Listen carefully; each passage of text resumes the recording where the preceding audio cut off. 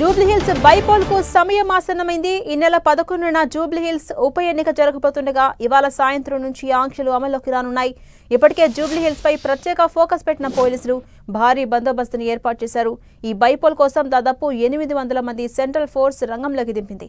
ఇప్పటికే 8 కంపెనీల కేంద్ర బలగాలు నగరంలో మోహరించాయి. పోలింగ్, కౌంటింగ్ ప్రక్రియ ప్రశాంతంగా జరిగేందుకు ఏర్పాట్లు చేస్తున్నారు. ఇవాళ సాయంత్రం 6 గంటల నుంచి పోలింగ్ జరిగే 11వ తేదీ సాయంత్రం వరకు జూబ్లీహిల్స్ నియోజకవర్గ పరిధిలో ఆంక్షలు అమల్లో ఉండబోతున్నాయి.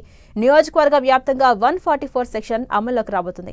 అటు ఓట్ల లెక్కింపు ఈ నెల 14న జరగబోతుండగా ఆ రోజు ఉదయం 6 గంటల నుంచి తర్వాత రోజు సాయంత్రం వరకు కూడా ఆంక్షలు అమల్లో ఉండబోతున్నాయి. పోలింగ్ కేంద్రాలకు 200 మీటర్ల పరిధిలో 5గురికి మించి గుమిగూడటం నిషేధించారు. అలాగే నిర్దేశించిన సమయంలో మద్యం దుకాణాలు, హోటల్స్, రెస్టారెంట్స్, క్లబ్బులు మూసివేయాలని సిపి సజ్జనార్ ఆదేశించారు. ఓట్ల లెక్కింపు రోజు రహదారిలో కానీ జనావాసాల దగ్గర పటాకులు పేల్చడం నిషేధించారు.